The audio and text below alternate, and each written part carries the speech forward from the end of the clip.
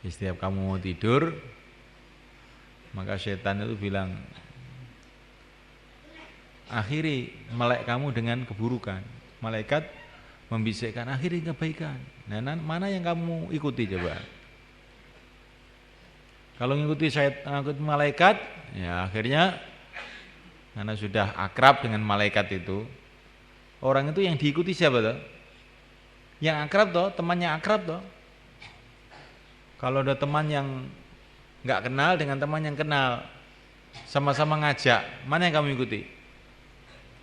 Ya mesti yang sudah kenal loh, sudah kenal.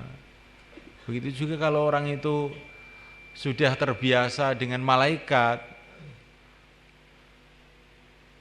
duduk di majlis-majlis yang didatangi malaikat, duduk di masjid, ngaji, zikir, maka nanti itu kalau mau tidur ya didatangi malaikat nurut, karena sudah kenal, itu sudah kawong, misalnya orang Jawa itu. Sudah terbiasa diajak ya nurut. Akhirnya dengan kebaikan, akhirnya dia zikir atau adab sunnah. Tapi kalau memang dia ini sudah biasanya itu dengan setan, maka dibisi malaikat enggak digubris. Setan yang digubris.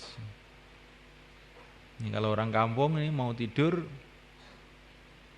setan membisi, akhirnya dengan keburukan. Akhirnya mau tidur lo ngerokok dulu.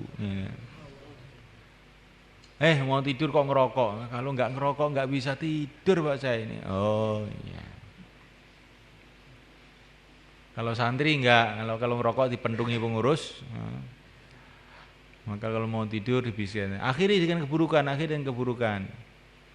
Maka sebelum tidur itu ngomong ngalor ngidul, ngomong macam-macam, gunjing orang, ngobrol, ngomong kosong, maksiat.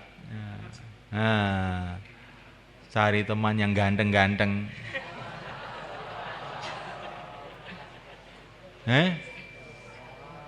Itu setan itu.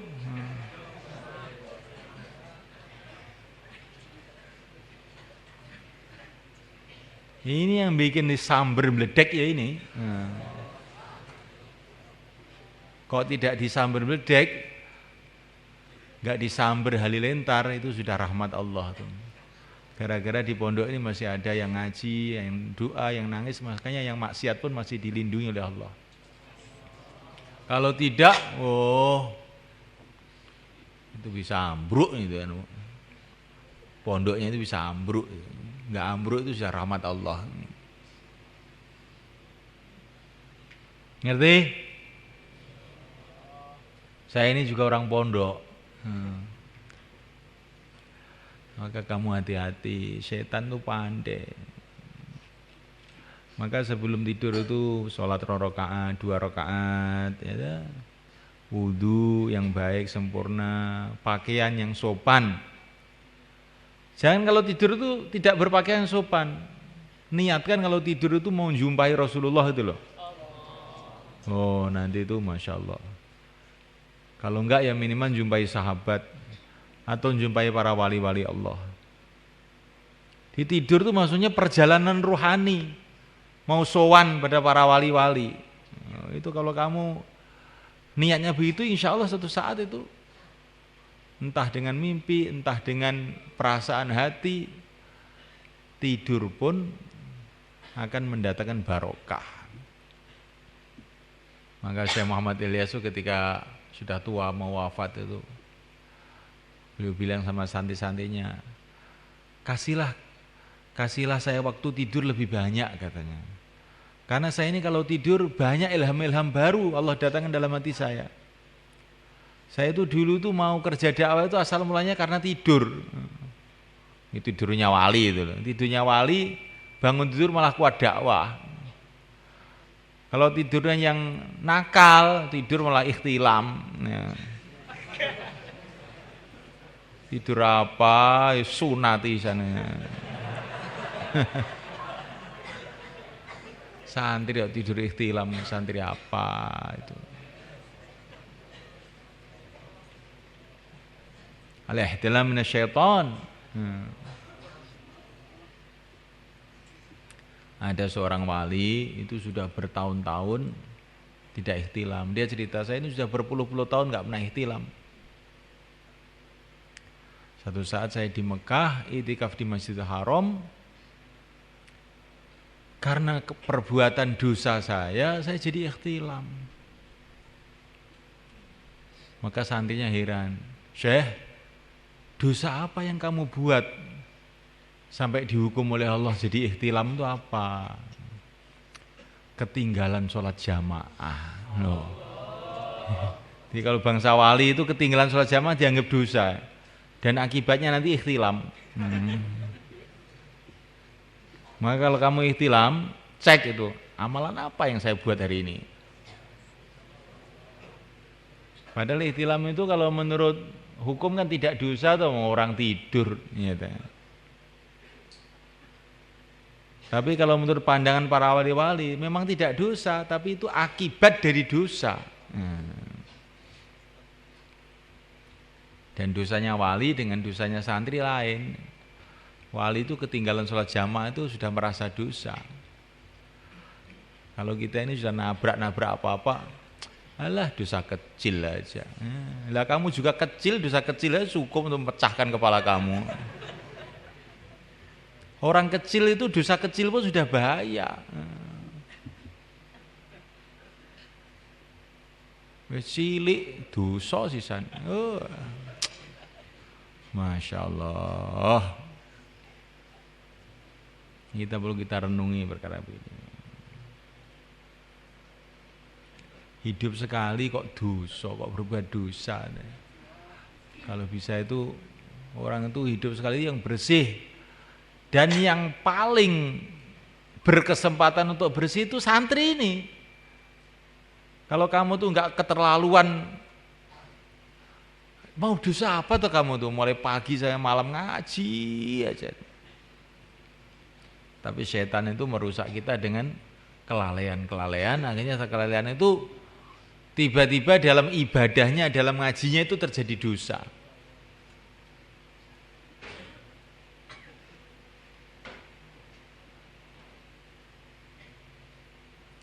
Ibaratnya orang mandi di kali, akhirnya tenggelam gitu, tenggelam.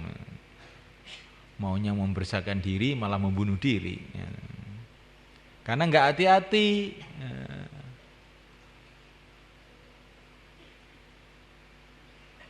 Ke kali maunya membersihkan diri, tahu-tahu malah kena tai.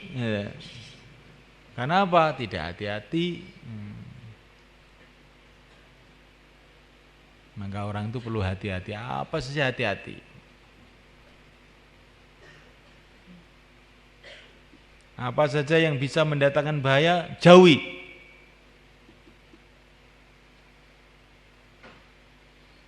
Nah, perkara itu kadang-kadang itu kelihatannya nggak bahaya, dibiarkan lama-lama mendatangkan bahaya. Contohnya kayak HP, kelihatannya kayak nggak bahaya, tapi tahu menimbulkan macam-macam bahaya. Keluarga rusak bertengkar gara-gara HP, orang bermaksiat pacaran gara-gara HP.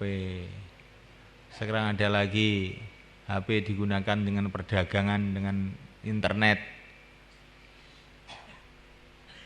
Perdagangan melalui internet itu banyak horornya. Banyak hal-hal yang tidak jelas. Nah, setelah bangkrut ditipu orang bengok-bengok.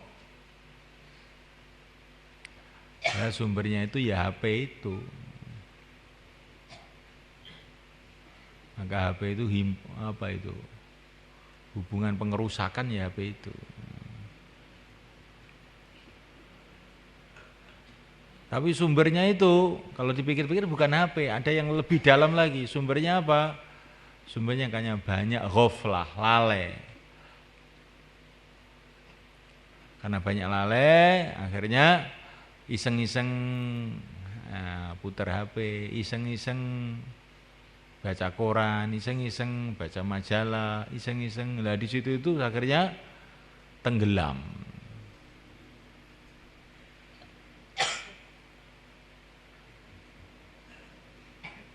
Maka sibukkan hati kita, lisan kita, seluruh badan kita dalam zikrullah. Dilatih.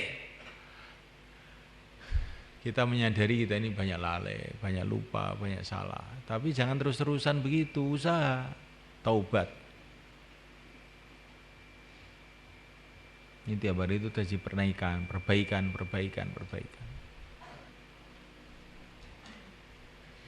Selagi masih ada waktu untuk perbaikan. Sebentar lagi kita akan mati, kemudian tidak ada waktu perbaikan lagi.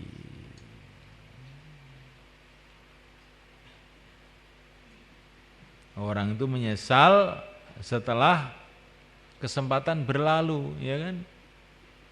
Ngaji malas-malas sampai daurah belum bisa baca kitab. Sampai daurah tajwidnya masih pletot-pletot, gara-gara malas. Terus malas lagi. Terus menyesal. Itu juga kita amal, kita tobat, malas lagi sampai akhirnya kita ini tenggelam dalam keburukan. Naudzubillah.